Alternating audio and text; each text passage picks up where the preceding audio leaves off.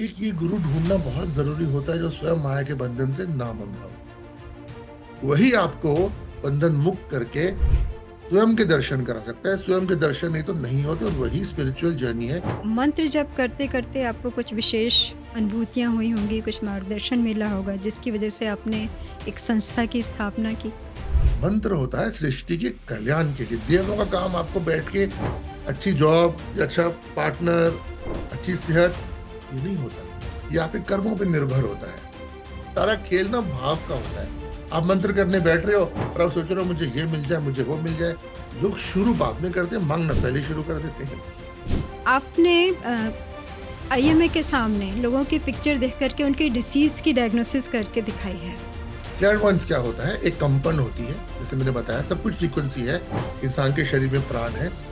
वो जब आपको सिद्धि मिलती है, तो वो प्राण आपको दिखने शुरू हो जाते हैं और उसको प्राण को देख के आप बता सकते हो कि यहाँ पे ये विकार है शरीर के अंदर। किस तरह से आप हरि के कॉन्शियसनेस के संग अपने को हमेशा जोड़ करके रखते हैं? बीएसएफ वाले हमारे आश्रम में आए, गुरुजी को मिल नहीं रहा, उनको बचाना है, होम मिनिस्ट्री का आदेश है। हम बचा तो लेंगे मगर देंगे किसको? हमारी कोई गौशाला नहीं थी, छोटी सी 2-3 गौशाला थी। हमने कहा ठीक है, हाँ, कोई नहीं। आज इनका 3.5 करोड़ रुपए ध्यान फाउंडेशन का महीने का हरि करा रहे हैं ना। मेरा इसमें कोई रोल ही नहीं, ना लेना, ना मेरे को देना, ना मेरा कोई नाम। हो जाएगा, हाँ हो जाएगा। हरि करा रहे हैं ना। समझो, अपने आप को हरि से जोड़ो, तो असीम शक्ति अंदर भागेगी।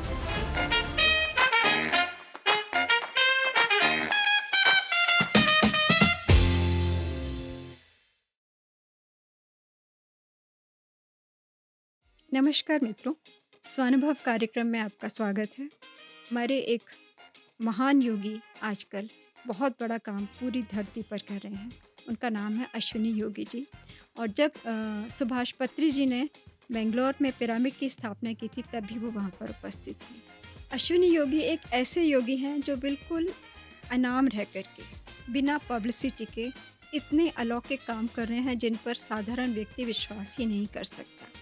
उनके यहाँ लोग जब मिलते-जुलते हैं या फ़ोन पर बात करते हैं तो सिर्फ 3 शब्द इस्तेमाल करते हैं, हर हर महादेव। अर्थात भगवान शिव की श्रद्धा और शक्ति के माध्यम से वो बेज़ुबान जानवरों की रक्षा कर रहे हैं। स्लॉटर हाउस में जो गाय, जो बछड़े, जो बैल कटने के लिए भेज दिए जाते हैं, उनको बचा कर के पूरे देश में बहुत सारी गौशाला चला रहे हैं। बहुत सारे doctors, engineers, chartered accountant, highly qualified लोग उनके साथ जुड़े हुए हैं और वो सिर्फ़ ये कहते हैं कि मैं कुछ भी नहीं हूँ, हरि का काम है। बस ये सोच कर के काम करो कि हरि का काम है तो 100% सक्सेस मिलेगी ही। अगर हम ये मानते हैं कि 99% सक्सेस मिल रही है तो इसका मतलब है कि हमारी आस्था ईश्वर में अधूरी है। इस आस्था के साथ जो महान काम वो मानवता के लिए कर रहे हैं, उसका वर्णन करना मेरे लिए संभव नहीं है।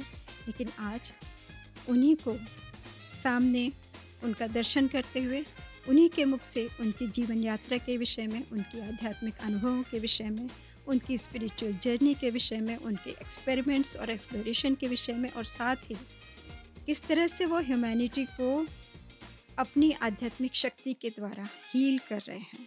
बिना किसी पब्लिसिटी के, बिना ईगो के, उसको हम सबको समझने के लिए आज वो हमारे साथ मौजूद हैं। आइए मिलते हैं और बात करते हैं अश्विनी योगी जी से। हर हर महादेव योगी अश्विनी जी। पीएमसी हर हर म्यूज़िक महादेव। स्वानुभव शो में आपका हृदय से स्वागत है। आजकल ध्यान फाउंडेशन जो महान काम जानवरों को बचाने में और योग और मंत्रों को आगे बढ़ाने में कर रही है, उसकी चर्चा हर जगह हो रही है। तो मैं बहुत उत्सुक हूँ आपकी जीवन यात्रा को जानने के लिए। आपसे मेरा अनुरोध है कि अपनी आध्यात्मिक यात्रा कब शुरू हुई, किसकी प्रेरणा से शुरू हुई, उसके विषय में हमारे साधकों को, हमारे व्यूअर्स को अवगत कराएँ। देखो ऐसा होता है कि जब कोई अध्यात्म की तरफ बढ़ता है, तो 2 ही कारण होते हैं। तीसरा कारण कोई नहीं होता। पहला कारण ये होता है कि वो किसी न किसी चीज़ से निराश हो गया होता है। ज़्यादा लोग या तो किसी रिलेशनशिप से निराश हो जाते हैं या किसी डॉक्टर से निराश हो जाते हैं। डॉक्टर जब जवाब दे देते हैं कुछ हो नहीं सकता। कोई रिश्ता टूट जाता है जहाँ पे बहुत आघात लगती है, तो फिर ढूँढने निकलते हैं कोई तरीका। तो जब भी कोई शुरू करता है ना स्पिरिचुअल जर्नी, या तो ऐसे शुरू करता है या कोई उसकी बहुत डीप इनर कॉलिंग होती है। तो वो तो बहुत कम लोग होते हैं, 100 में से 1 या 2 ही होते हैं। जिनकी बहुत डीप इनर कॉलिंग होती है कि कुछ ढूंढना है, कुछ है इसके आगे भी। नहीं तो इंसान को रोजमर्रा की जिंदगी से आगे समय कहाँ मिलता है, मेरे को बताओ। होता है किसी के पास टाइम? आप सारा वक्त अपने काम में बिजी रहते हो, स्पिरिचुअल क्या हुआ? तो ऐसे ही कुछ मेरा भी शुरू हुआ था, कोई 35 साल हो गए, 35 ईयर्स अब तो। जब कोई शारीरिक कष्ट था किसी को घर के अंदर, और डॉक्टरों ने जवाब दे दिया था, तो हम भी ढूंढने निकले थे उस टाइम। पूरी दुनिया घूमी थी, सब जगह देखा था, कहीं कुछ हुआ नहीं। तो फिर हमने सोचा कि वेद जो हैं, हमारे शास्त्र जो हैं, इतने गहरे हैं, इतने पुराने हैं, ऐसे कैसे हो सकता है कि कुछ हुआ ही ना हो? मेरा एक्सपोर्ट का बिजनेस हुआ करता था उस टाइम, काफी बड़ा बिजनेस था। अच्छा। तो फिर मैंने उसको छोड़ के ये ढूंढना शुरू किया। मैंने कहा ऐसे नहीं हो सकता, जरूर हम जहां ढूंढ रहे हैं ना, जरूर वो जगह ही गलत है। हम गलत जगह ढूंढ रहे हैं, सही को गलत जगह ढूंढ रहे हैं, वहां सही तो मिलने वाला है नहीं। हाँ जी। सब जगह दुकानें हैं, आप इतनी फीस दो आपको ये सिखा देंगे, इतनी फीस दो आपको ये दवाई दे देंगे, और रिजल्ट अल्टीमेटली डिसअपॉइंटमेंट ही इंसान के हाथ में आती है। तो वही हमारे हाथ में जब डिसअपॉइंटमेंट आई, तो फिर हमने सर्च शुरू करी, हिमालय पे जाके सर्च शुरू करी, वहां पे काफी साल तपस्या करी, कई ऋषि मुनियों से मिले, कई गुरुओं से मिले, कुछ हुआ नहीं। फिर गुरु मिले एक दिन, तो उनको बताया कि इतने वर्ष हो गए हैं ढूंढते हुए, कुछ हुआ नहीं। तो उन्होंने मुस्कुरा के बोला कि क्या होगा। समझने की बात है ये, कि क्या होगा। मैंने भी सोचा हाँ, बात तो ठीक है, कि क्या होगा, क्या ढूंढ रहे हो, क्या होगा, क्या होगा? स्वयं को ढूंढो पहले। वो इतनी गहरी स्टेटमेंट थी कि पहले स्वयं को ढूंढो, अपने अंदर जाके ढूंढो। ये लो मंत्र, प्रैक्टिकली। मैंने कहा बस? कहते हाँ बस, ये एक ही लाइन है, इसके आगे पीछे और कुछ नहीं। बस वो मंत्र का जब जाप शुरू किया, और जब उसके बाद जब बताए हुए जिस मार्ग पे जब चले, तो अपने आप ही स्पिरिचुअल जर्नी जिसको आप लोग बोलते हो ना, वो अपने आप ही फिर शुरू हो गई। तो बिना गुरु के, और गुरु वो जो खुद ही माया के बंधन में ना बंधा हुआ हो, जो आप पे आश्रित है कि आप उसको कितने पैसे दोगे तो उससे घर चलेगा, जो आप पे आश्रित है, वो आपको कहाँ लेके जाने वाला है? अपने जैसा ही बना देगा। गीता में लिखा है ना, जिसकी पूजा करोगे वैसे ही बन जाओगे। तो इसलिए एक ये गुरु ढूंढना बहुत जरूरी होता है, जो स्वयं माया के बंधन से ना बंधा हो। वही आपको बंधन मुक्त करके स्वयं के दर्शन करा सकता है। स्वयं के दर्शन नहीं तो नहीं होते, और वही स्पिरिचुअल जर्नी है। और वहीं से मेरी फिर शुरू हुई थी स्पिरिचुअल जर्नी। तो मंत्र जप करते-करते आपको कुछ विशेष अनुभूतियाँ हुई होंगी, कुछ मार्गदर्शन मिला होगा, जिसकी वजह से आपने एक संस्था की स्थापना की? उसके विषय में हमें बताइए प्लीज़। आप देखो, जब आप मंत्र करते हो, तो अब ये लोगों को ना बड़ी गलत धारणा है कि मंत्र करना शुरू किया और देवी देवता सामने प्रकट होने शुरू हो गए, ये अनुभव हो गया, ये अनुभूति हो गई। ये बड़ी गलत धारणा है। मंत्र क्यों करते हैं आपको मालूम है? मंत्र हमेशा किया जाता है देव से वार्तालाप करने के लिए। और वार्तालाप क्यों करने के लिए? आदेश के लिए। और कोई मतलब नहीं होता मंत्र का, सिर्फ आदेश होता है कि हमारे लिए क्या आदेश है। क्योंकि जो मंत्र कर रहा है वो शरीर है, और जो शरीर मंत्र कर रहा है वो शाश्वत नहीं है, वो थोड़े समय में चले जाएगा। ये तो ये नहीं कि हमेशा यहाँ बैठा रहेगा ये शरीर। और शरीर जो है वही मंत्र कर रहा है। एक दफा जब आपका देहांत होता है, देह का अंत होता है, तो कहाँ जाता है वो मंत्र, और कहाँ जाती है वो सारी सिद्धियां, और कहाँ जाते हैं आपके सारे अनुभव? कभी सोचा आपने ये? तो क्या प्राप्त कर रहे हो, किसके लिए प्राप्त कर रहे हो? बहुत थोड़ा समय होता है इंसान के पास, इंसान के शरीर के अंदर बहुत थोड़ा समय होता है। वो नष्ट करने की बजाय, यहां वहां घूमने और चीजें ढूंढने की बजाय, अगर वो इंसान आदेश मांगे कि मेरा आदेश क्या है, तो फिर वो आदेश इंसान को मिलता है। ना मिले ये हो नहीं सकता।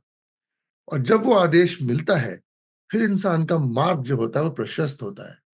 और फिर इंसान आध्यात्मिक अपनी जो सारी की सारी उसकी यात्रा है वो शुरू करता है, और उस तो पहुंच भी जाता है वहां। बिना आदेश के, बिना कार्य के कुछ भी नहीं है। ये बहुत गलत धारणाएँ हैं कि मंत्रों से ये होगा, मंत्रों से वो होगा। वो सब तो बात नहीं होगा ना, मंत्र कर क्यों रहे हो? अगर आपको यहाँ पैसा चाहिए, किसी फाइनेंशियल कंसल्टेंट से बात करो। सेठ चाहिए, किसी अच्छे वैद्य को पकड़ो। मंत्र के पीछे क्यों पड़ गए? मंत्र होता है सृष्टि के कल्याण के लिए। देवों का काम आपको बैठ के अच्छी जॉब या अच्छा पार्टनर, अच्छी सेहत, ये नहीं होता। ये आपके कर्मों पे निर्भर होता है। सिर्फ कर्मों पर, किसी चीज पे निर्भर नहीं होता। सृष्टि सारी की सारी कर्म बंधन से बंधी हुई है। ये होता है आदेश। आदेश आपका कर्म प्रशस्त करता है और वो कर्म फिर आपको सिद्ध बनाता है। तो आपको जो आदेश प्राप्त हुआ, मंत्र जप में कितना समय लगा उस आदेश को प्राप्त करने में आपको? मेरे को लगभग लगभग आप समझ लो कि 3 साल लग गए, क्योंकि उस वक़्त हमारा लाइफ़स्टाइल ना बहुत डिफरेंट था। तो 3 वर्ष का लगभग समय लग गया। उससे पहले तो समझ ही नहीं आता था हो क्या रहा है। हाँ, अनुभूतियाँ होती थी, कई दर्शन हुए, कई लोगों के दर्शन हुए, नीचे के लोगों के दर्शन भी हुए, ऊपर के लोगों के दर्शन भी हुए, काफ़ी कुछ हुआ। तो गुरु जब हाथ पकड़ लेते हैं, सिर पे हाथ रख देते हैं ना, तो बहुत कुछ होता है उसके बाद। मगर वो एंटरटेनमेंट है। हुए अच्छी बात है, तो फिर किसको हुए? शरीर को हुए कि आत्मा को हुए? आत्मा को तो वैसे ही मालूम है सब, शरीर को कर क्या लोगे? तो वो हुए सब, ठीक है, अच्छी बात है, हो गए, कोई बात नहीं। मगर मंत्र सिद्ध करने में थोड़ा समय लगता है। उसके लिए भाव सही होना चाहिए। वो भाव बनाते सारा सारा खेल ना भाव का होता है। आपका भाव है क्या? आप मंत्र करने बैठ रहे हो और आप सोच रहे हो मुझे ये मिल जाए, मुझे वो मिल जाए, ऐसे हो जाए, वैसे हो जाए। लोग शुरू बाद में करते हैं, माँगना पहले ही शुरू कर देते हैं। आपको तो अनुभव होगा इस चीज़ का, कई आते बिल्कुल, होंगे, बिल्कुल। है ना? माँगना हाँ पहले ही जी, शुरू कर देते हैं, मुझे बिल्कुल। ये चाहिए, मुझे ये चाहिए, वो सोच हाँ के जी। अब जपना शुरू कर दिया। ऐसे थोड़ी होता है भाई। आदेश से ही सब कुछ होता है और उसमें एक समय होता है और गुरु समय निर्धारित भी कर देते हैं। गुरु चाहे तो एक क्षण में हो सकता है। कई साधक हमारे यहाँ आए हैं, साइंटिस्ट हैं, डॉक्टर हैं, आप उनसे बात करिए। एक साइंटिस्ट हमारे पास आए थे, वो मानते ही नहीं थे किसी चीज़ को। तो मैंने कहा चलो एक दिन मैं गोवा में समुद्र के किनारे ले गया उनको। मैं कहा चलो आँख बंद करके बैठ जाओ और सिर्फ ये जाप करना शुरू कर दो। अब उनसे बात करना कभी। वो बहुत क्वालिफाइड साइंटिस्ट है, डॉक्टर वीएस मिश्रा उनका नाम है, बॉम्बे में है, सीईओ हैं बहुत बड़ी कंपनी के। उनको मैं कई लोगों में ले गया। 10 मिनट में उन्हें बदलाव आ गया, 10 मिनट में। उसके बाद संस्था से ऐसे जुड़ गए हैं कि वो एक सबसे बड़ा, समझ लो, स्तंभ है ध्यान फाउंडेशन का आज। तो क्या हम ये मान लें कि अगर हम मंत्र का जप नहीं करते हैं, तो हमारी आध्यात्मिक उन्नति संभव ही नहीं है? नहीं, नहीं, नहीं, ऐसे नहीं है। गुरु क्या बोलते हैं? जैसे आपको मैं बताऊँ कि कई लोग ऐसे आते हैं, जैसे यूथ है 20-25 साल के, तो उनको मार्शल आर्ट्स की ट्रेनिंग हम शुरू कर देते हैं। कॉन्टैक्ट होना चाहिए गुरु के साथ। जो वैदिक मार्शल आर्ट की प्रणाली जो हमारे यहाँ होती है, हम वो शुरू कर देते हैं। तो उस वैदिक मार्शल आर्ट की प्रणाली से क्या होता है? उनको उसी से अनुभव हो जाते हैं। मंत्र मूलम गुरु वाक्यम। गुरु का जो वाक्य होता है ना, वो मंत्र होता है। मंत्र कोई जाप करना नहीं होता है किसी चीज का। मंत्र होता है, गुरु कहता है कि आप चलते जाओ। क्या करना है? कुछ नहीं करना, बस चलते जाओ।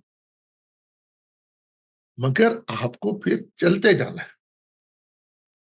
आपको बीच में रुकना नहीं है सोच के, अरे क्या बोल दिया मुझे, बेवकूफ तो नहीं बना रहे, चलते जाओ। चलने से क्या होगा? मंत्र मूलम गुरु वाक्यम। तब मोक्ष मूलम गुरु कृपा होती है, ऐसे नहीं होती है। और जब कृपा होती है, तो फिर अनुभूतियां होती हैं, फिर बदलाव आते हैं, फिर आदेश आते हैं और फिर आप हरि कार्य पूर्ण करते हो। जहाँ हरि कार्य नहीं, वहां गुरु नहीं। जहाँ गुरु नहीं, वहां शिष्य नहीं। जहाँ शिष्य नहीं, तो वो तो फिर एक बिजनेस ही हो गया और कुछ नहीं हो गया। तो मंत्र नहीं, कुछ भी। मार्शल आर्ट्स की ट्रेनिंग कर ली, यज्ञ करना शुरू कर दो, चलो एक्सरसाइज करो, चलो गाना गाना शुरू कर दो। अब गुरु क्या बोलते हैं, वो फिर रिस्पॉन्सिबिलिटी वो गुरु की होती है। गुरु का जो कथन होता है, वो कभी निष्फल नहीं होता, कभी नहीं होता, हो ही नहीं सकता। अगर गुरु ने कुछ कह दिया, तो फिर वो होगा। उसमें इफ एंड बट नहीं होता कि 99% हुआ, अच्छा शायद आपके कर्मों की वजह से नहीं हो पाया, फिर गुरु किस बात के? अगर कह दिया तो होगा, 100% होगा, ना हो ये हो नहीं सकता। तभी तो वो गुरु है। योगी जी, मैं ये जानना चाहूँगी कि हमें कैसे पता लगे कि कौन सच्चा गुरु है? असली गुरु की पहचान हमको कैसे करनी चाहिए? देखो, गुरु बेटा ऐसा होता है, अच्छा और नकली और सही और गलत नहीं होता है।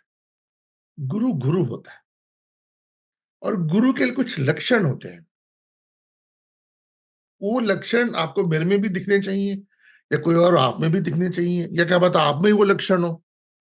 अब गुरु को अलग सा जीव तो होता नहीं कि उसकी दाढ़ी, लंबी दाढ़ी, लंबे बाल और अजीब से कपड़े पहन के अजीब से लहराता हुआ चले तो वो गुरु है। ऐसे तो नहीं होता ना। गुरु के लक्षण स्थूल में नहीं होते, गुरु के लक्षण सूक्ष्म में होते हैं। क्या लक्षण होते हैं गुरु के? गुरु का पहला लक्षण ये होता है हरि कार्य। बिना हरि कार्य के गुरु जो होते हैं वो गुरु हो ही नहीं सकते, उनका आदेश ही नहीं है। अब क्या करने बैठे हुए हो? लोगों को जो प्रॉब्लम्स हैं वो उनके कर्मों की वजह से हैं। आप वहां क्या करने बैठे हुए हो? आप क्या ठीक कर दोगे उनके कर्मों के, मुझे ये बताओ। एक इंडिविजुअल जर्नी है ना आत्मा की, तो उसमें आप क्या करने कर रहे हो बीच में बैठ के? आप क्या कर लोगे उसके अंदर, और क्यों कर लोगे, और कितने समय के लिए कर लोगे? तो हरि कार्य क्या मिला हुआ है गुरु को? पहले तो वो हरि कार्य देखा जाता है। फिर हरि कार्य जो होता है वो कभी फेल नहीं हो सकता। फिर वो हरि कार्य कहाँ तक जा रहा है ये देखा जाता है। फिर गुरु की वाक शक्ति देखी जाती है कि गुरु की वाक शक्ति क्या है। ये नहीं बैठ के कुछ भी कह दिया। और एक प्रोबेबिलिटी नाम की चीज है मैथमेटिक्स में, आपको तो पता ही होगा जी, बिल्कुल। कि 1000 बोला तो उसमें से 20 का या 30 का ठीक निकल आए, वो तो नेचुरली ठीक निकल ही आएगा। तो फिर वो 20-30 बोलेंगे ये तो जी गुरु जी ने बोल दिया, ये तो हो गया। बाकी का क्या हुआ? जहां पे 100% वाक शक्ति नहीं है, तो वहां पे फिर गुरु नहीं है। तीसरा होता है माया का बंधन। जो स्वयं माया के बंधन से बंधा हुआ है, वो आपके माया के बंधन क्या खोलेगा? और आध्यात्म और आदेश तो तभी आएगा जब माया के बंधन खुलेंगे। अगर बंधन ही नहीं खुले और यहीं बंधे हुए हो, तो फिर क्या अध्यात्म और क्या गुरु? तो मुझे ये दो, तब मैं तुम्हें ये दूंगा। ऐसे थोड़ी होता है। गुरु दक्षिणा होती है। पहले मैं ये तुम्हें दूंगा, वो फलित होगी। फिर तुम मुझे दोगे, और फिर तुम मुझे जो दोगे, फिर तुम मुझे जो दोगे वो मेरे लिए, मेरे बड़े बड़े आश्रम या हॉस्पिटल और स्कूल बनाने के लिए नहीं होगा, मेरे अपने घर चलाने के लिए नहीं होगा। वो हरि कार्य के लिए होगा। वो सीधे हरि कार्य में जाएगा। हमारे जितने पुराने गुरु रहे हैं, किसी ने अपने लिए बड़े बड़े आश्रम नहीं बनाए। एक का नाम बता दो, जितने पुराने गुरु रहे जिन्होंने बड़े बड़े आश्रम बनाए हो और बड़ी बड़ी बिल्डिंग्स बनाई हो, एक का नाम बता दो, और अपना नाम कहीं पे डाला हो। जहां नाम आ गया वहां बंधन आ गया। गुरु का नाम तो कहीं होना ही नहीं चाहिए।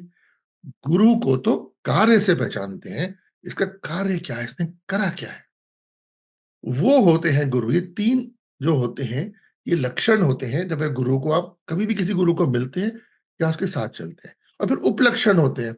उपलक्षण होती है आपकी अनुभूतियां। वो जो होते हैं आपके, वो मेन लक्षण नहीं होते। मेन लक्षण ये तीन होते हैं, इसके बाद उपलक्षण होते हैं आपकी अनुभूतियां। आप जो भी यज्ञ कर रहे हो, जो भी मंत्र कर रहे हो, आपको दर्शन उसमें हो रहे हैं, अनुभूति हो रही है, कि आप सपनों में ही चल रहे हो।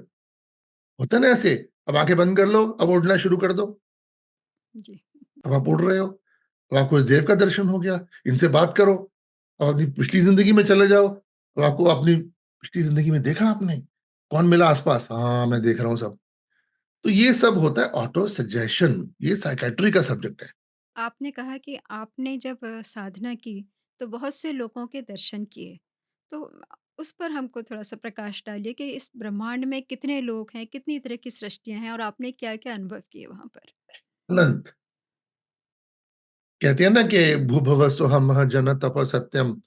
और कहते हैं यहाँ पे आप जो बैठे हुए हो, नीचे अतल, सुतल, रसातल, तलातल, पतल, तो नीचे नर्क, ये तो थोड़े से ही, ये थोड़े से ही। ये क्या होता है? अब इसको शब्दों में कैसे बताऊं मैं आपको, क्योंकि अनुभव तो अनुभव ही होता है। जी। ये कहीं पर भी जो आत्मा होती है उसका वास नहीं होता।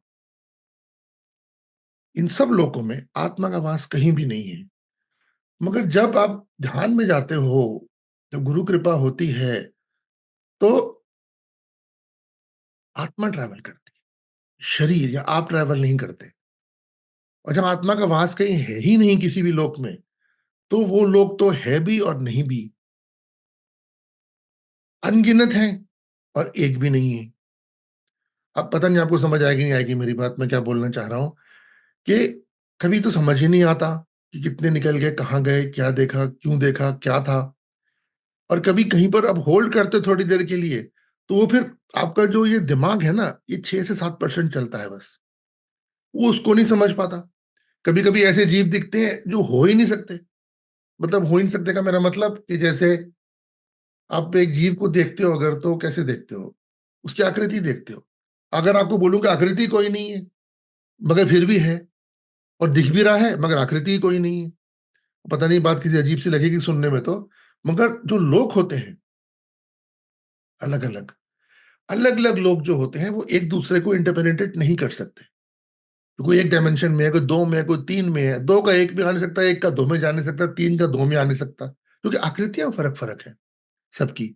सबकी जो जिसको आप कहते हैं ना जो उनका शरीर है, वो फ़र्क-फ़र्क है।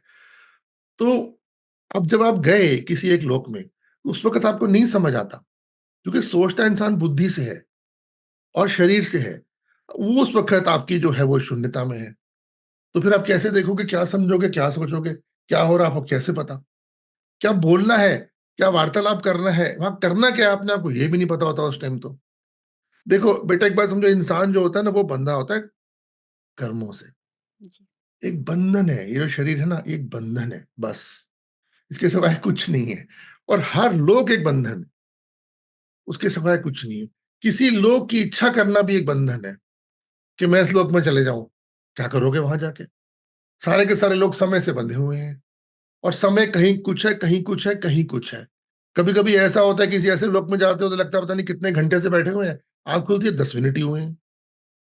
और कभी किसी लोक में लगता है कि अभी ये देखो यहाँ पे कहाँ को समय ही निकल गया, कुछ हुआ ही नहीं, अभी तो गए थे, अभी आ गए। पता लगता है, पता नहीं कितने घंटे निकल गए। तो अब समय जो होता है, समय की गति भी अलग-अलग है। जो आइंस्टाइन की थ्योरी थी रिलेटिविटी की, वो इसी पे निर्धारित है कि अब समय नीचे जो है वो बहुत धीमे चलता है, ऊपर बहुत तेज चलता है। तो जिस लोक में आप जाओगे, वहाँ समय अपने हिसाब से चलेगा। अब आप कहाँ कैलकुलेट करते रहोगे, क्योंकि आप उस वक़्त शरीर में हो ही नहीं। आप कहाँ समझते रहोगे, कहाँ देखते रहोगे, क्या हिसाब लगाते रहोगे? आप परेशान ही रहोगे कि मैं इधर जाऊँ, कि मैं उधर जाऊँ, मैं ये देखूँ, कि मैं वो एक एंटरटेनमेंट हो जाएगी। उनको आप समझ सकते नहीं उन जीवों को, वो क्या बोलना चाह रहे हैं। वो एक दृष्टि से पता लग जाता है क्या हो रहा है, वो दृष्टि से कैसे मालूम चलता है, अभी अनुभव का विषय है, मैं इसे प्रैक्टिकली आपको नहीं समझा सकता।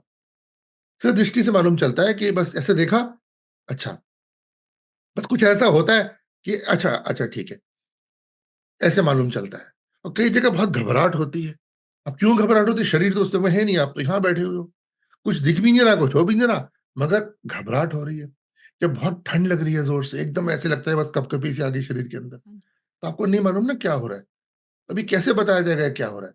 बस इतना समझ लो, ये बंधन खोलने बहुत ज़रूरी है। इसको चक्र बोलते हैं ना, नहीं तो उसी में ऐसे ही घूमते रहता है इंसान। ये बंधन खोलना ही योग है, ये बंधन खोलना ही गुरु का कार्य है और ये बंधन ही वो है, जिसने सारी सृष्टि की रचना करी हुई है।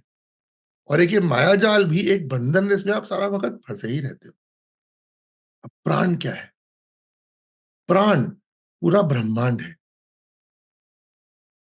आत्मा शरीर के अंदर तब तक रहती है, जब तक उसको उस लेवल की फ्रीक्वेंसी जो है, वो नहीं मिलती उस शरीर के अंदर। जैसे हर किसी की कोई ना कोई इच्छा होती है कि मैं ऐसे बनूँ, उसके हिसाब से वो आत्मा शरीर धारण करती है। अगर कर्म हो पीछे तो उसको वैसा शरीर मिलता है। आपका इच्छा होती है मर्सिडीज़ खरीदने की, पैसे हैं नहीं, तो आप छोटी मारुति खरीद लाओगे। तो कर्म जो होता है वो आपको बिल्ड करता है। बिना कर्मों के सृष्टि है ही नहीं, बिना कर्मों के कोई उच्च योनि है ही नहीं। कर्म नहीं है, सिर्फ पढ़ना लिखना और गाना बजाना है, वो अध्यात्म है ही नहीं, वो हमारी जर्नी है ही नहीं। तो जो प्राण होता है, प्राण एक फ्रीक्वेंसी होती है। ईश्वर को बोला गया है सूक्ष्म इति सूक्ष्म, सटलेस्ट ऑफ द सटल, वो ईश्वर होता है। और जो जितना सूक्ष्म होता है, उसके नीचे सारे के सारे और आ जाते हैं। कोई एक डेफिनेशन नहीं है कि जो ईश्वर है इतना है। सूक्ष्म इति सूक्ष्म। अब आप गिनते जाओ, कहाँ तक जाओगे सूक्ष्मता में? अनएंडिंग है। तो उसमें सारे तरह के प्राण आ गए, ऊपर से लेके नीचे तक। अब आत्मा बोलती है कि मुझे ये शरीर धारण करना है, मुझे ये जो अनुभव चाहिए। अब ईश्वर के ऊपर डंडा लेके नहीं बैठे हुए ऊपर कि अच्छा तूने गलत काम किया, लो तुम्हें डंडा मारेंगे, तुम्हें अब नरक में भेजेंगे। नहीं, सब आत्मा अपने लिए स्वयं फैसले करती है कि मुझे क्या चाहिए, मुझे क्या नहीं चाहिए। जैसे आप विस्की पीते हो, तो आपको आपको अच्छा लगता है पी के, मगर आपको पता है लिवर डैमेज हो रहा है, मगर फिर भी आप पीते हो, मजा आ रहा है उसके अंदर। ऐसे ही आत्मा जानती है कि मैं ये मजे लूंगा या लूंगी, तो मेरे को ये डैमेज पे करना पड़ेगा। मगर मजा इतना आ रहा होता है, जिसको बोलते हैं माया का बंधन। मजा इतना आ रहा होता है, वो कहता नहीं मैं तो पीऊंगा या पीऊंगी, बड़ा मजा आ रहा है इसके अंदर। तो जो प्राण है, वो एक फ्रीक्वेंसी है बस। और जो सारी की सारी जर्नी है, वो नीचे से लेके ऊपर तक है। ना नीचे अंत है उस प्राण का, ना ऊपर अंत है उस प्राण का। और आत्मा जो है, किस फ्रीक्वेंसी पे वाइब्रेट करना चाहती है, उस फ्रीक्वेंसी के हिसाब से शरीर धारण करती है। तो क्लैरवॉयंस में जो देखा जाता है, वो यही देखा जाता है किस फ्रीक्वेंसी के अंदर कौन सी आत्मा है। आत्मा तब धारण करेगी अगर वो फ्रीक्वेंसी सूट करेगी। अब इंसान का शरीर है, अगर शरीर निकलता है तो वो सुअर के शरीर में नहीं जा सकता। सुअर की फ्रीक्वेंसी अलग है। अगर किसी योगी को उस शरीर में जाना है, तो पहले वो अपनी फ्रीक्वेंसी चेंज करेगा। फ्रीक्वेंसी चेंज करना आना चाहिए। अपनी कंपन आप बदलोगे, आप अपनी कंपन उसकी कंपन तक, जिसको फ्रीक्वेंसी बोलते हैं, लेके आओगे, तब आप वो शरीर धारण कर सकते हो। ऐसे ही नहीं कर सकते बैठे बैठे कि चलो हम घुस गए और उसके शरीर में घुस गए। शंकराचार्य ने किया था ये, आदि शंकराचार्य ने। जो एक कश्मीरी जो राजा थे, उनके शरीर में गए थे वो, तो अपनी कंपन बदली थी उन्होंने सारी की सारी। कंपन बदलनी आनी चाहिए, जो ये फ्रीक्वेंसी है इसको बदलना आना चाहिए। तो ये है प्राण, ये तो विषय ही अलग है। आत्मा, ये विषय अलग है। आत्मा परमात्मा अलग है, और प्राण में सब कुछ आ जाता है। हर तरह की फ्रीक्वेंसी आती है, सूक्ष्म से सूक्ष्म या हैवीएस्ट से हैवीएस्ट, कहीं भी चले जाओ। अब ये अनुभव का विषय है, पता नहीं कितनी मेरी बात समझ आई होगी या नहीं आई होगी, या आपके जो भी व्यूअर्स हैं उन्हें कितनी बात समझ आएगी नहीं आएगी। मगर इतना बस आप समझ लो, बंधन खोलने का और अनुभव का, इसके आगे पीछे कुछ नहीं है ये सब। अपने आईएमए के सामने लोगों की पिक्चर देख कर के उनकी डिसीज़ की डायग्नोसिस करके दिखाई है। तो क्या इस तरह की ट्रेनिंग हेल्थ सेक्टर के लोगों को दी जा सकती है? बेटा ऐसा है कि मैं कभी कुछ नहीं करता। गुरु का काम कभी कुछ करना नहीं होता। गुरु अपना नाम कभी कहीं नहीं जोड़ता। वहाँ पे भी मैंने उनको सीधा समझाया था कि मैं नहीं कर रहा। ये जो लोग ये जो हैं, ये कर रहे हैं सारे के सारे। करना इनका काम है, सिखाना हमारा काम है, बस। हम कर नहीं सकते कुछ, हम अपने आप को कहीं बाँध नहीं सकते किसी भी चीज़ में। अब पूरे ध्यान फाउंडेशन में मेरा नाम कहीं नहीं मिलेगा आपको, कहीं भी नहीं मिलेगा, किसी भी लेवल पे नहीं मिलेगा। किसी कार्य में आपको मेरा नाम कहीं भी किसी लेवल पे नहीं मिलेगा।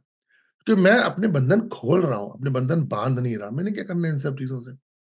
मेरी कोई ऐसी इच्छाएँ है ही नहीं कि बड़ी बिल्डिंग बने, बड़े आश्रम बने, बहुत सारी फॉलोइंग हो। क्या करना है? अगर आप एक का भी जीवन बदल सके, अगर आपने एक को भी एक नॉर्मल से सुपर नॉर्मल बना दिया, उसको मोक्ष दिला दिया, आप गुरु सिद्ध हो गए। अगर आप गुरु सिद्ध हो गए, तो फिर आपके लिए पूरा ब्रह्मांड खुला हुआ है। तो जो आध्यात्मिक लोग होते हैं, वो अपने आप को गुरु सिद्ध करने की कोशिश करते हैं। आध्यात्मिक लोग जो होते हैं, वो कभी भी स्थूल में नहीं जाते, बंधन में नहीं जाते हैं बिल्कुल भी। और यही सारा का सारा विषय है। आपकी ये सिद्धि है, इससे बहुत लोगों का फ़ायदा हो सकता है। आजकल इतनी बीमारियाँ हो रही हैं, ट्रीटमेंट बहुत महँगे होते जा रहे हैं। तो मेरे मन में ये विचार आता है कि अगर आप बहुत सारे लोगों को इस तरह का ये एक ट्रेनिंग हम दे सकें कि वो डायग्नोसिस कर सकें, क्योंकि डायग्नोसिस में ही आजकल लोगों को बहुत प्रॉब्लम आती है। रॉन्ग डायग्नोसिस होती है, डायग्नोसिस नहीं हो पाती और लोग बहुत सफ़र करते हैं, फ़ाइनेंशियली भी सफ़र करते हैं, पूरी-पूरी फैमिली सफ़र करती हैं। तो हम आपके मार्गदर्शन में क्या लोगों को ये हम ट्रेनिंग दे सकते हैं कि वो एटलीस्ट डायग्नोसिस करने की एबिलिटी तो एक्वायर कर लें। उससे एक हरि कार्य आपने कहा, ये भी तो ईश्वर की सेवा का, मनुष्य की सेवा का, सृष्टि की सेवा का एक माध्यम बन सकती है ये विद्या। आप ये देखो कि दिन भर लोगों को कष्ट दोगे, दिन भर लोगों को कष्ट दोगे, जानवरों को कष्ट दोगे, इंसान को कष्ट दोगे, पृथ्वी को कष्ट दोगे, और जब स्वयं पे कष्ट आएगा, तो फिर कुछ ऐसा ढूँढने निकल पड़ोगे कि मुझे बचा लो बस। ऐसे नहीं होता है, मार्ग एक ही होता है, मार्ग 2 नहीं होते। एक ध्यान फाउंडेशन की हीलिंग टीम है और आप उनको बोलो, मिलो उनसे। आपने कहीं सेशन करना है हीलिंग सिखाने के लिए, अगर आपको सेशन करना है डायग्नोसिस सिखाने के लिए, तो वो ये करेंगे। काफ़ी लोगों को सिखाया है, दुनिया भर में सिखाया है और सिखाया क्यों है? जो हरि कार्य करना चाहे, क्योंकि अगर आप बिना हरि कार्य करे हुए अगर आप बिना हरि कार्य करे हुए इधर कदम रखते हो, तो आप पे दुखों का पहाड़ टूट जाएगा। क्यों? सिद्धि होती है अपने आप को यहां से ऊपर उठाना। आपसे ये तो छूट नहीं रहा। आप ऊपर कैसे उठ जाओगे मुझे बताओ? आप कहो नहीं मैं इसको साथ लेके ऊपर चलूंगा, तो फिर हमारे में और बाकी उन गुरुओं में कोई फर्क नहीं रह गया ना कि हमको कोई बड़ी बिल्डिंग बनानी है, ये भी लेके साथ ऊपर चलेंगे। ऐसे नहीं होता है। सिखाया जा सकता है, सिखाना संभव है। क्लेयरवॉयंस क्या होता है? एक कंपन होती है, जैसे मैंने बताया सब कुछ फ्रीक्वेंसी है, इंसान के शरीर में प्राण है। वो जब आपको सिद्धि मिलती है, तो वो प्राण आपको दिखने शुरू हो जाते हैं और उसको प्राण को देख के आप बता सकते हो कि यहाँ पे ये विकार है शरीर के अंदर। एक नहीं है, ऐसे हज़ारों केसेज़ आपको 1000 टेस्टिमोनियल मिल जाएँगे कम से कम। 1000 तो कम ही बोल रहा हूँ मैं। विश्व भर में आपको डॉक्टर्स के, साइंटिस्ट के, लॉयर्स के, जजेस के आपको टेस्टिमोनियल्स मिल जाएँगे कि जहाँ पे उन्होंने ध्यान फाउंडेशन की हीलिंग टीम से मिलके अपना ये डायग्नोसिस कराया। अब तो ये आईएमए का सर्टिफिकेट भी है इन लोगों के पास तो। तो उसमें कोई बड़ी बात नहीं है, तो बहुत ही बेसिक सी सिद्धि होती है। इसे कोई भी सीख सकता है, कोई बेसिक इंसान भी सीख सकता है, मगर हरि कार्य पे चलना उसके लिए अत्यंत आवश्यक है। एक आपको मैं फैक्ट थोड़ा-सा बता देता हूँ। अभी कोविड आया था।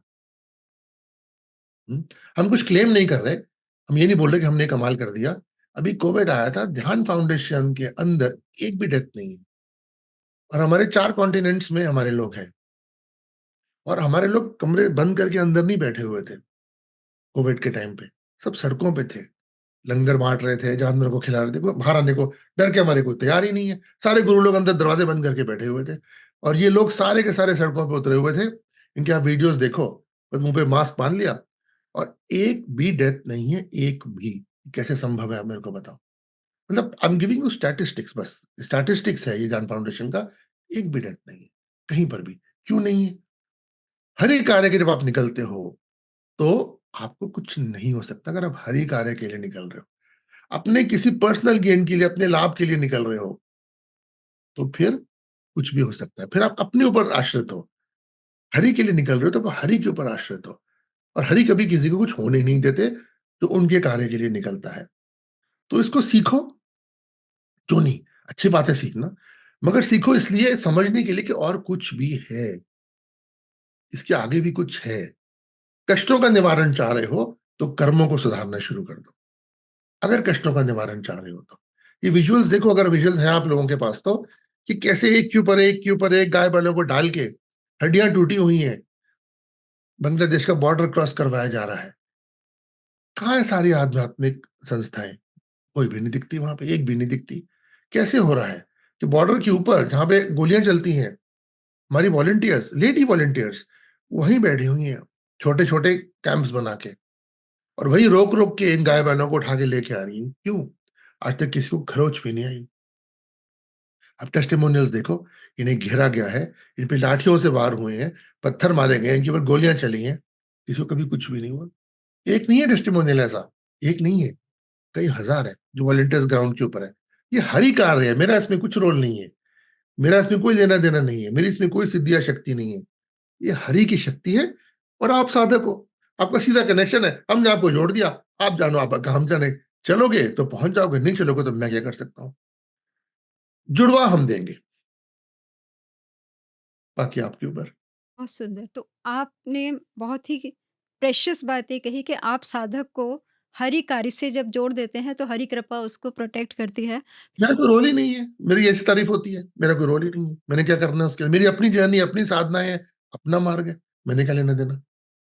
अभी जो आपकी यात्रा चल रही है, जो इतने बड़े-बड़े आध्यात्मिक काम और पशुओं की रक्षा का काम आप लोग कर रहे हैं, जो बिल्कुल अनबिलीवेबल है। एक साधारण व्यक्ति इमेजिन नहीं कर सकता कि ये पॉसिबल है, जो आप लोग इतने सालों से कर रहे हैं। आपने ये भी बताया कि कोरोना के टाइम पर भी बहुत लोगों की सेवा आपके वॉलंटियर्स ने की और सबको भगवान का प्रोटेक्शन मिला रहा। तो अभी भविष्य के लिए आप कुछ प्लान करते हैं या कुछ भी आपका कोई पर्सनल प्लान नहीं है? मतलब इस शरीर में आप कब तक रहेंगे? कब तक कितने लोगों की मदद करेंगे? इस विषय में आपका कुछ व्यक्तिगत आपका कुछ चॉइस, कुछ डिसीज़न क्या है क्या? नहीं, मेरे लिए ना तो पास्ट है, ना मेरे लिए फ्यूचर है।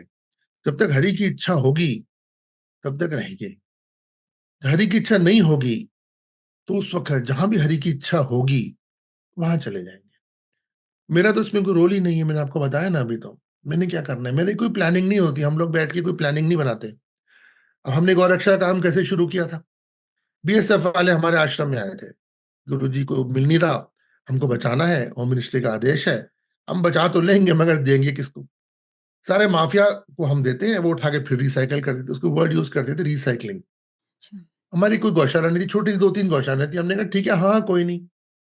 तो मेरे को अभी तक याद है वो गुजरे जी एडीजी इंटेलिजेंस हैं बीएसएफ के, आए थे हमारे आश्रम में आए थे। तो कहते हैं गुरुजी 1 करोड़ रुपया महीना खर्च हो जाएगा। हमारा खर्चा था 20-25 हज़ार रुपए हर महीने का। तो हमने कहा हाँ, हो जाएगा। तो सब मेरी शक्ल देख रहे थे, ये लोग बैठे हुए थे, सब फाउंडेशन के लोग मेरी शक्ल देख रहे थे कि अच्छा हो जाएगा, कहाँ से हो जाएगा? मैंने कहा हो जाएगा ना, हरि कह रहे हैं, सब हो जाएगा। आज इनका 3.5 करोड़ रुपए ध्यान फाउंडेशन का हर महीने का खर्चा है। 3.5 करोड़ रुपए, कहीं से कुछ नहीं मिलता। हरि करा रहे हैं ना, मेरा इसमें कोई रोल ही नहीं, ना लेना, ना मेरा कोई देना, ना मेरा कोई नाम। हो जाएगा, हाँ, हो जाएगा। हरि कहा रहे हैं ना। समझो, अपने आप को हरि से जोड़ो, तो असीम शक्ति अंदर भागेगी।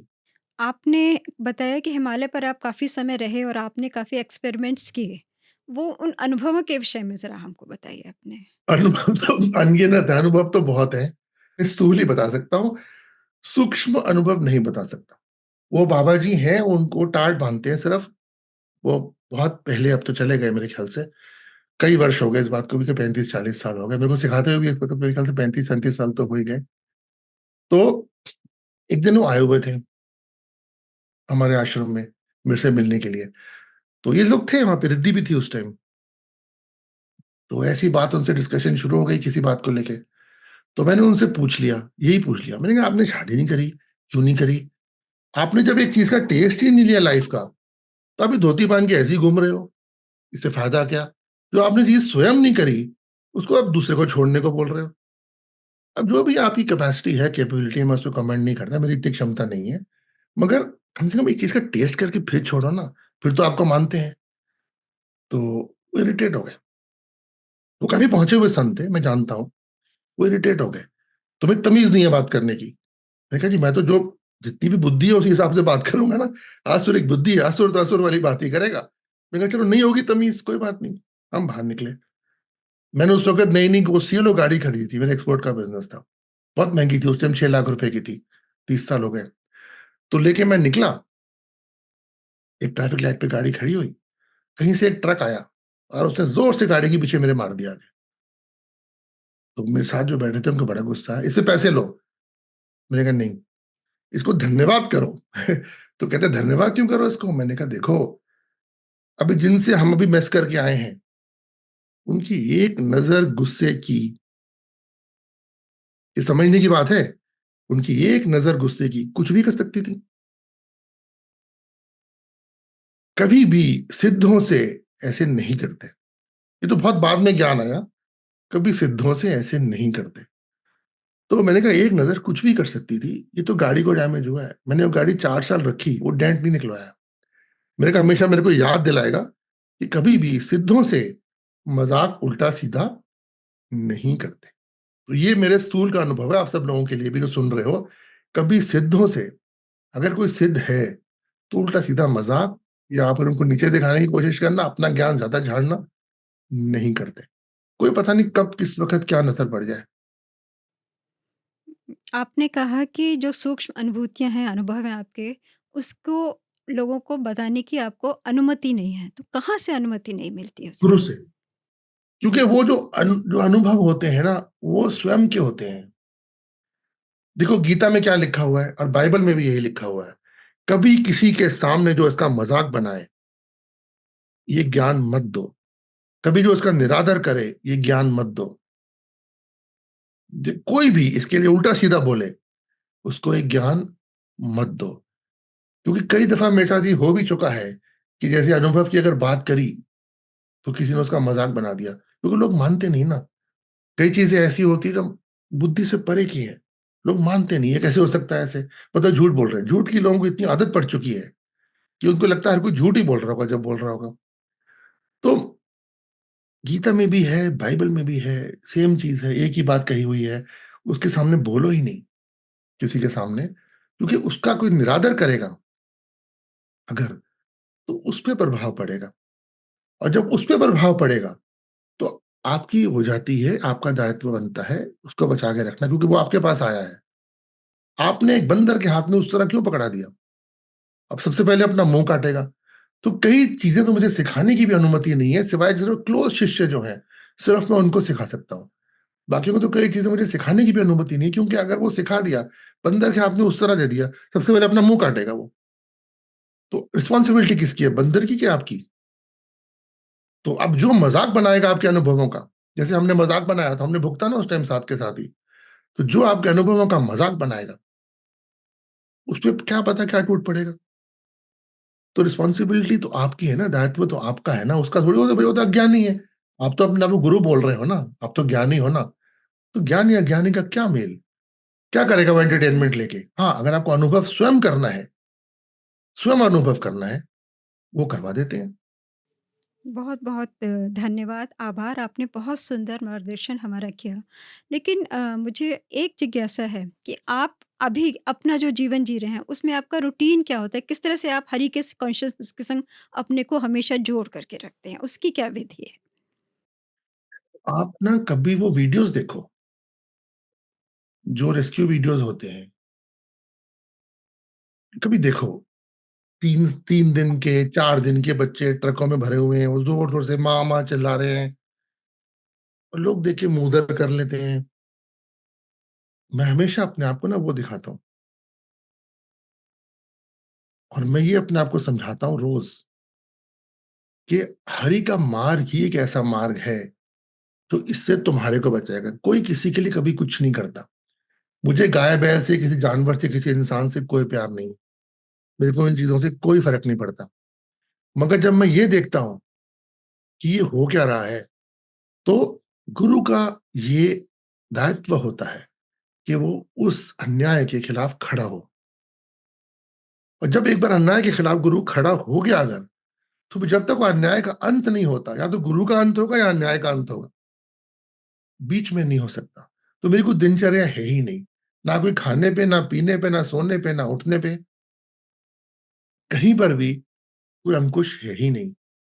जो है तो सिर्फ़ एक ही चीज़ है, हरि कार्य। इस अन्याय को रोको, ये हरि कार्य है।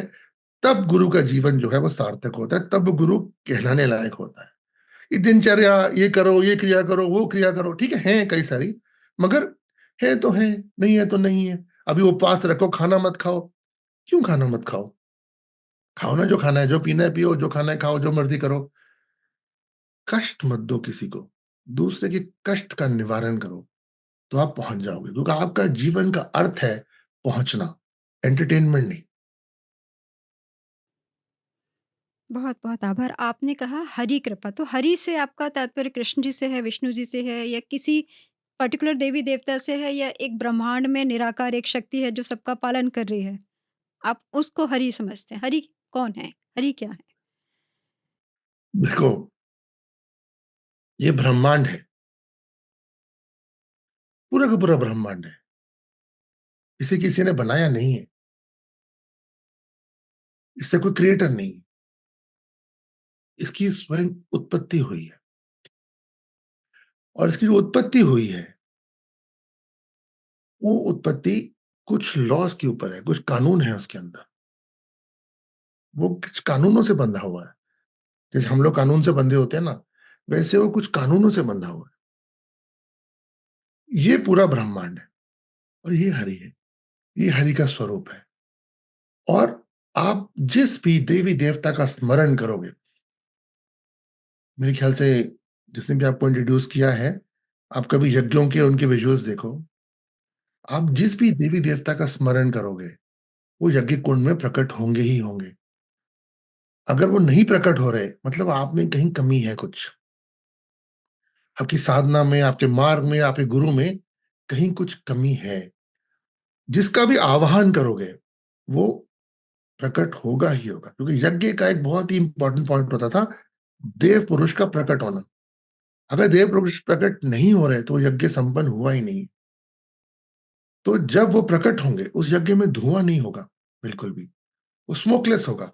इतनी-इतनी अग्नि जल रही होगी, मगर धुआँ से आप बंद कमरे में करो, एसी में करो, उसमें धुआँ नहीं होगा, चोकिंग नहीं होगी। वो सात्विक शक्ति निकलेगी उसके, एक सुगंध निकलेगी उसके अंदर से एक, और देव पुरुष प्रकट होंगे और वो प्रत्यक्ष होंगे। ये थ्योरी नहीं है कि शायद हो, शायद ना हो। इसमें शायद और 99% तो होता ही नहीं है। ये पूरा विषय जो है 100% का है। जो 99% की बात कर रहा है, वो झूठ बोलता है, गलत बोलता है, उसको समझ ही नहीं। अच्छा नहीं हुआ, पता नहीं क्यों नहीं हुआ, ऐसे नहीं होता।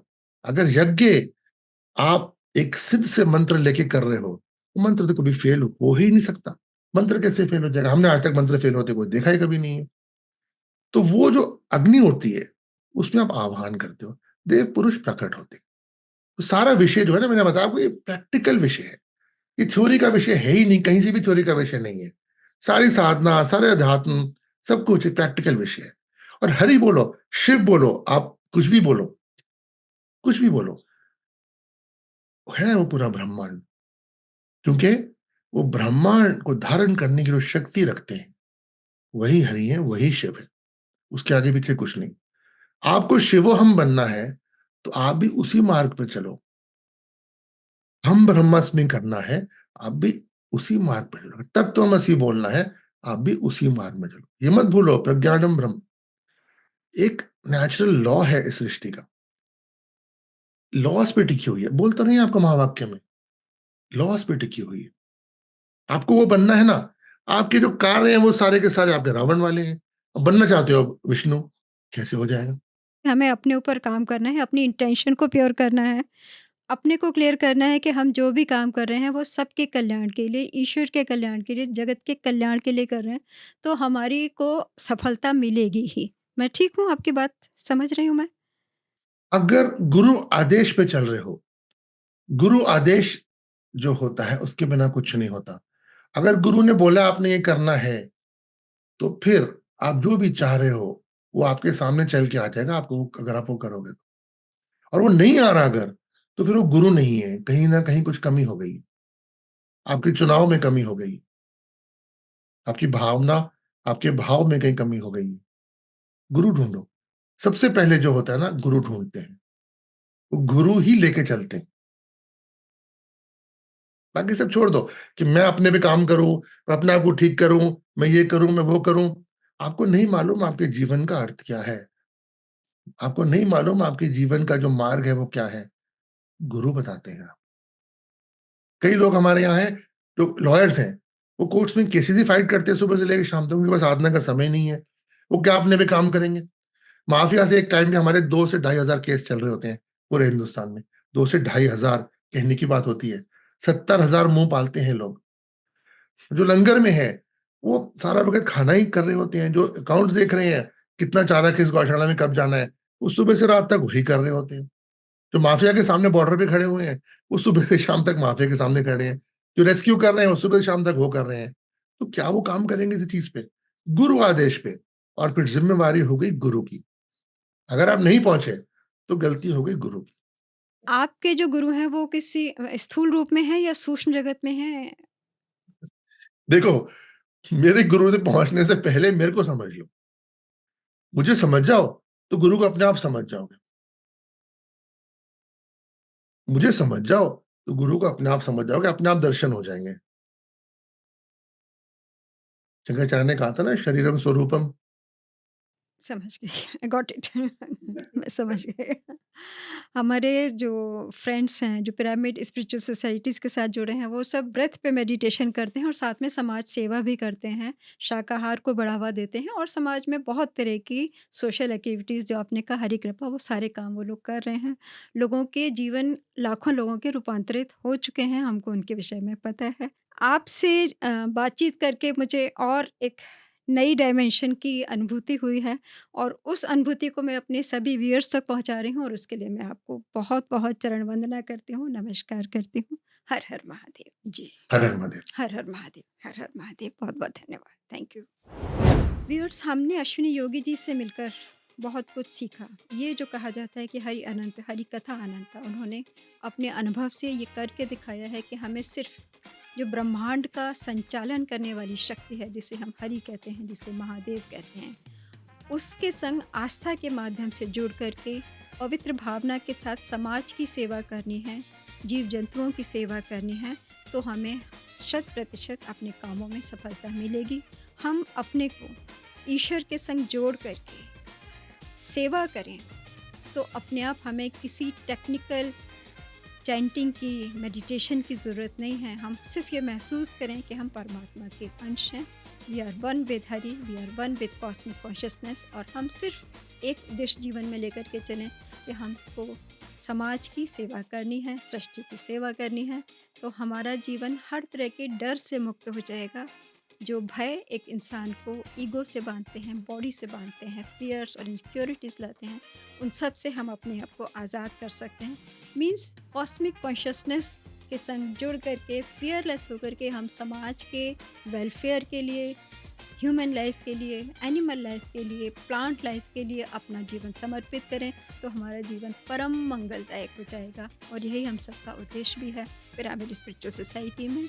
आज जो ज्ञान हमने प्राप्त किया, उसको आप सभी आत्मसात करें और अपनी गतिविधियों को और बेहतर करें और निर्भय हों, और अधिक हर सांस का उपयोग समाज के कल्याण के लिए करें। बहुत बहुत शुभकामनाओं के साथ मैं आपसे अनुमति लेती हूँ। धन्यवाद। नमस्कार।